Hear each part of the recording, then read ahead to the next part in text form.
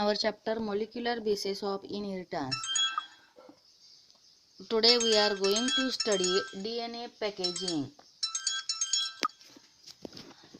DNA packaging. Length of DNA double helix molecule in a typical mammalian cell is approximately 2.2 meters 2.2 meters in length.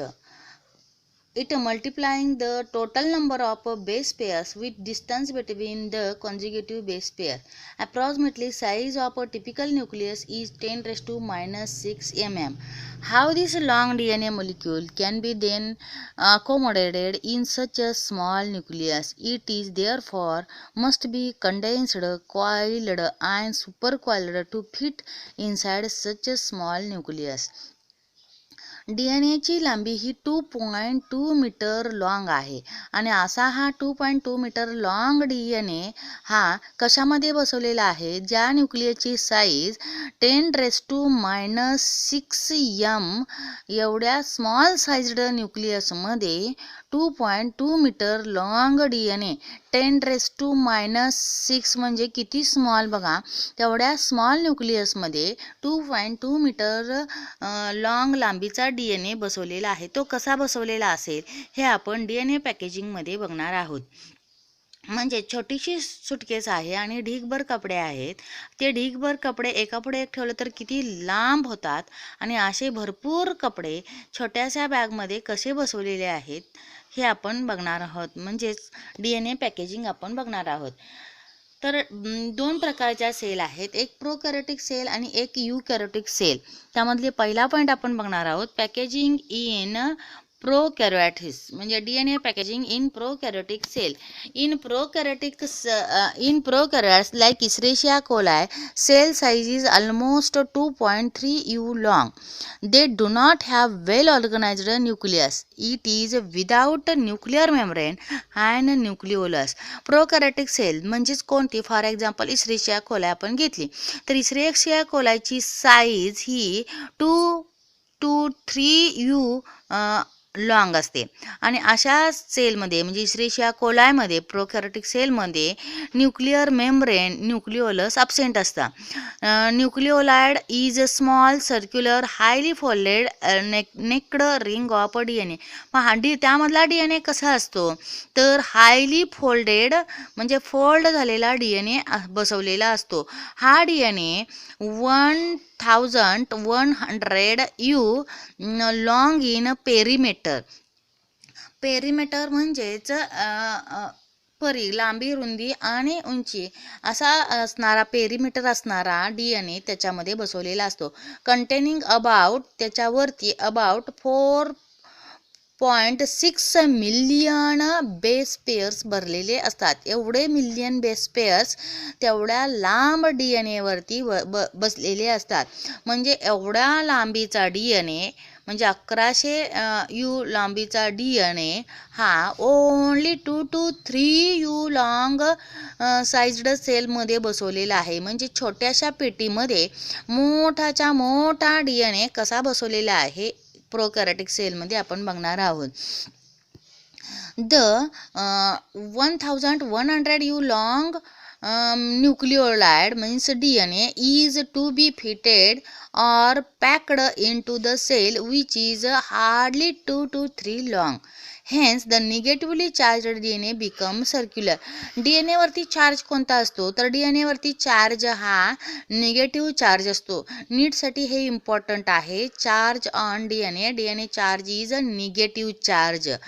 It becomes circular reducing the size to 350 UM in diameter. त्याची diameter reduce होऊन तो किती झालेला असतो 350 UM in diameter. हा झालेला आपल्याला फिगरमध्ये दिसत आहे बघा. जो DNA सर्क्युलर DNA आहे, लॉंग हा DNA हा आहे तो 350 UM इन डायामीटरचा हा सर्क्युलर DNA आहे.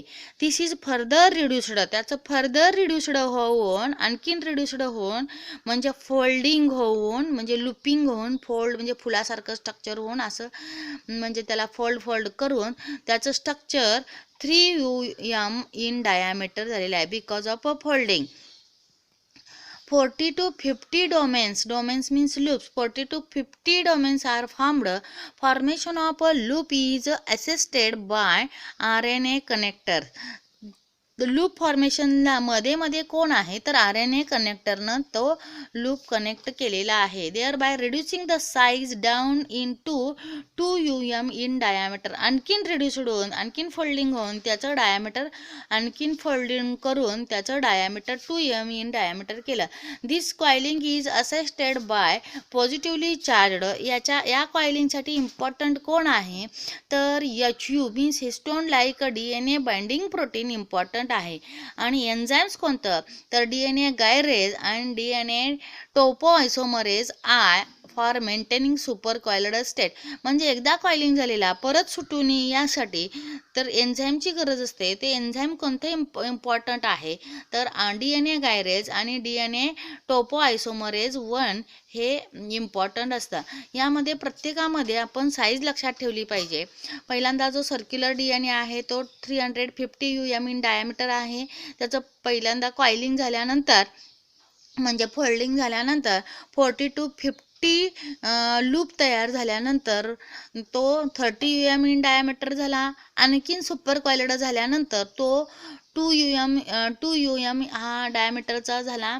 त्याच्यामध्ये त्यासाठी इम्पॉर्टंट असणारे एन्झाईम्स आहे तर DNA गायरेज आणि DNA टोपोआयसोमरेज हे इम्पॉर्टंट एन्झाईम आहेत.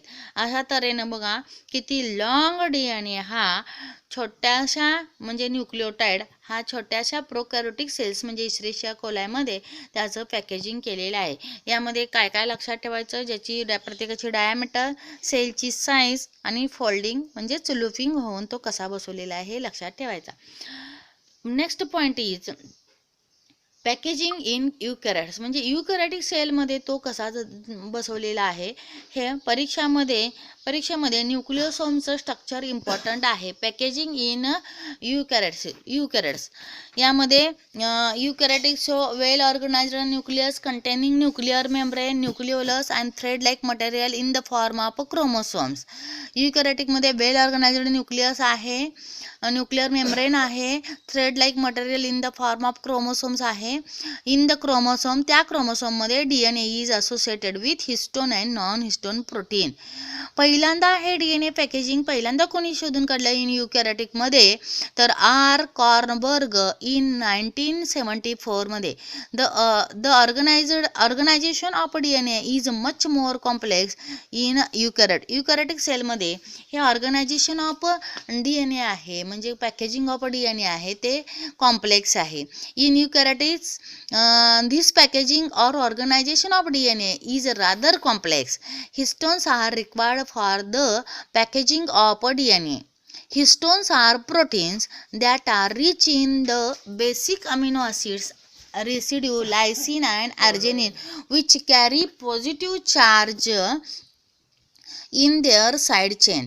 बघा DNA वरती कोणता चार्ज आहे आपण मगाशी बघितलं तर निगेटिव्ह चार्ज आहे आणि या ठिकाणी युकॅरियोटिक सेलमध्ये त्याला बाइंड करण्यासाठी प्रोटीन वापरले जाणार आहे. ते प्रोटीन आहेत हिस्टोन प्रोटीन.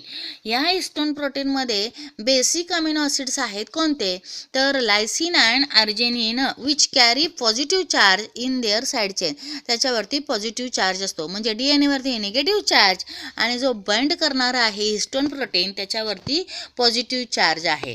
म्हणजे निगेटिव्ह चार्ज आणि पॉझिटिव्ह चार्ज यांचं अट्रॅक्शन होणार आहे म्हणजेच हिस्टोन प्रोटीन आणि DNA यांचं अट्रॅक्शन होणार आहे. यामध्ये 8 मॉलिक्युल्स ऑफ हिस्टोन्स प्रोटीन्स म्हणजे कोणते कोणते हिस्टोन प्रोटीन बघा तर H2A, H2B, H3, H4 प्रत्येकाचे 2 molecule 2 each of H2A, H2B, H3 आणि H4 ह्या हिस्टोन प्रोटीन लक्षात ठेवले पाहिजेत.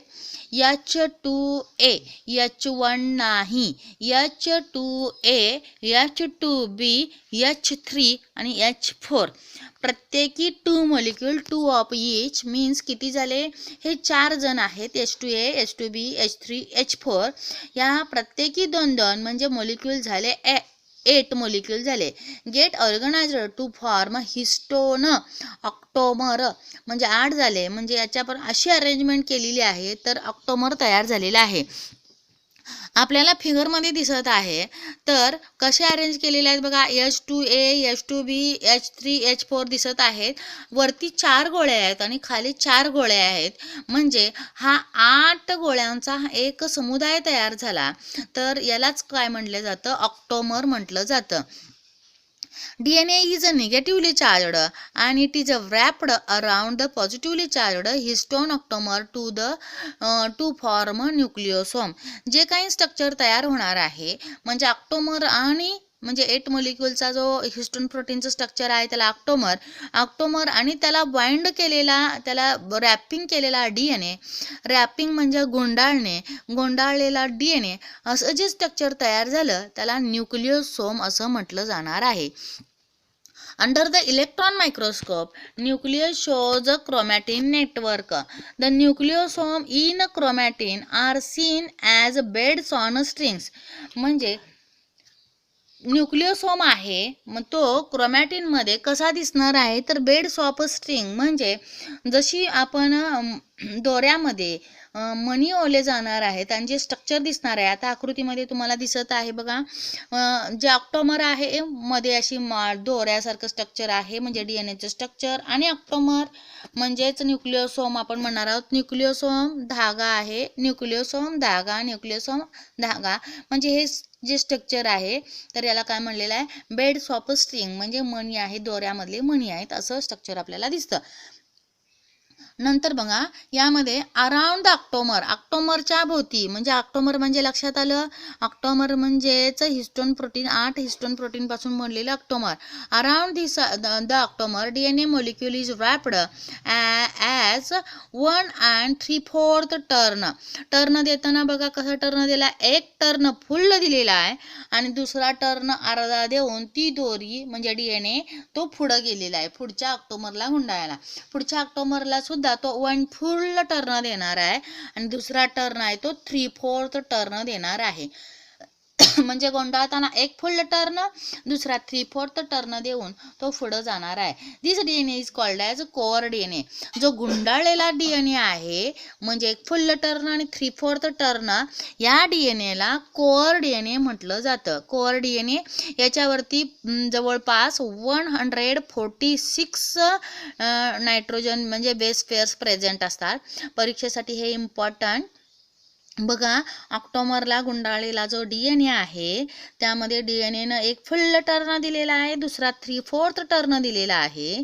त्या DNAला कोअर DNA असे म्हणायचे. त्या कोअर DNA वरती 146 बेस पेअर्स असणार आहे.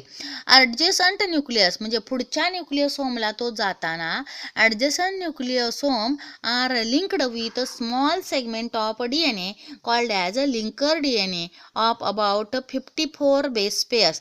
2 न्यूक्लियोसोम मधला जो मधला धागा आहे म्हणजे DNAचा त्याला लिंकर DNA असं म्हणायचं. म्हणजे DNA 2 प्रकारचे आढळून आले. गुंडाळलेला DNA आहे तो कोअर DNA आणि कोअर DNA याच्यामधला जो धागा आहे तो धागा म्हणजे लिंकर DNA. त्या लिंकर DNA मध्ये जवळपास 54 बेस पेअर्स असतात. म्हणजे टोटल बेस पेअर किती झाले बघा तर 200 बेस पेअर झाले. 146 कोअर DNA चे आणि लिंकर DNA चे 54 base pair.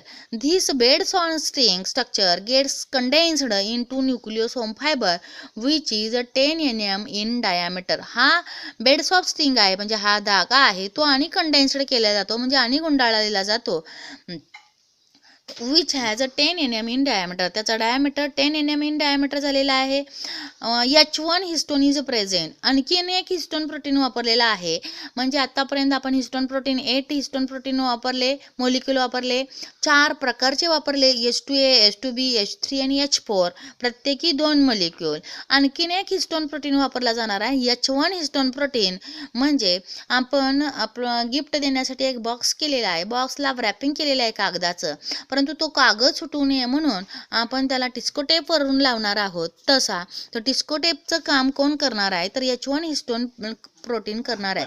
H1 histone is present in the linker region and as a DNA makes 2 complete turns, it is present where the DNA start wrapping the octamer and leaves it. Each nucleosome contains 200 base pair of DNA helix. तर आपण मगाच्या फिगरमध्ये बघितलं की octamer आपल्याला दिसणार आहे आणि हा green कलरचा जो स्ट्रक्चर दिसत आहे ते H1 हिस्टोन प्रोटीन. म्हणजे तो धागा गुंडाळलेला DNAचा निघू नये यासाठी रोल कुणाचा आहे, तर H1 हिस्टोन प्रोटीन. म्हणजे एकूण आपण 5 प्रकारचे हिस्टोन प्रोटीन वापरले, H2A, H2B, H3 आणि H4. याच्यापासून प्रत्येकी 2 मोलिक्युल म्हणजे ऑक्टोमर तयार झालं. आणि 5व्या प्रकारचा हिस्टोन प्रोटीन म्हणजे H1 हिस्टोन, तो रॅप करण्यासाठी आपण वापरणार आहोत H1 histone protein. The thin and long nucleosome fiber is coiled like a telephone wire to make a solenoid fiber with a diameter 30 NM. म्हणजे हा जो DNA आहे, म्हणजे न्यूक्लियोसोम फायबर असा तयार झाला, त्याचं परत न्यूक्लियोसोम फायबरचं परत रिकॉइलिंग होणार आहे. आणि जे स्ट्रक्चर म्हणजे टेलिफोन वायर, म्हणजे पूर्वीचा जो टेलिफोन आपण बघितलेला आहे त्याची वायर कशी अशी कॉइल्ड झालेली आहे, म्हणजे स्प्रिंग लाईक स्ट्रक्चर जे दिसणार आहे, टेलिफोन वायर लाईक स्ट्रक्चर दिसणार आहे. तर त्या टेलिफोन वायरला टू मेक, त्याला आपण काय म्हणणार आहोत, सोलेनॉइड फायबर. त्याचा डायमीटर आहे 30 NM. A loosely packed region of chromatin that strain light is called as euchromatin. जो लूजली पॅक्ड रिजन आहे क्रोमॅटिनचा, दॅट स्ट्रेन लाईट, जो लूजली पॅक्ड असेल तर तो स्ट्रेन लाईट असणार आहे, त्याला आपण युक्रोमॅटिन असे म्हणणार आहे. डेन्सली पॅक्ड रिजन जो पॅक भरलेला आहे तो डार्क होणार आहे, त्याला आपण हेटेरोक्रोमॅटिन असे म्हणणार आहोत. Euchromatin is considered as a transcriptionally active chromatin while heterochromatin is inactive असणार आहे. आता आपण पॅकेजिंग ऑफ DNA परीक्षेसाठी व्हेरी IMP आहे, त्याच्यावरती भरपूर MCQs विचारले जातात.